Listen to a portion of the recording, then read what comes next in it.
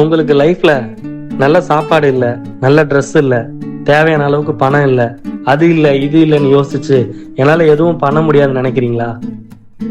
அப்ப இந்த ஸ்டோரி கேளுங்க. உங்க மைண்ட் செட் மாறி போயிடும்.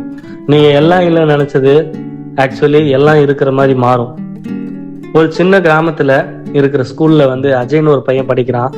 அவன் டெய்லி ஸ்கூலுக்கு செருப்பு இல்லாம வெறும் காலோட தான் நடந்து போவான். அவனோட ஃப்ரெண்ட்ஸ் எல்லாம் பார்த்து கிண்டல் பண்ணுவாங்க.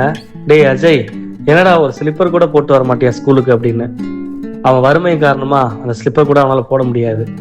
ஆனா அந்த அஜய் சிரிச்சுக்கிட்டே அவன் ஃப்ரெண்ட்ஸ் கிட்ட சொல்லுவான், என்கிட்ட செருப்பு இல்லடா, ஆனா நான் நடக்கிற டைரக்ஷன் தான் முக்கியம் அப்படின்னு. ஸ்கூல் முடிஞ்சதும் ஈவினிங்ல அவன் சைக்கிள் ரிப்பேர் ஷாப்ல ஒர்க் பண்ணுவான். பகல்ல படிப்பு, நைட்ல வேலை.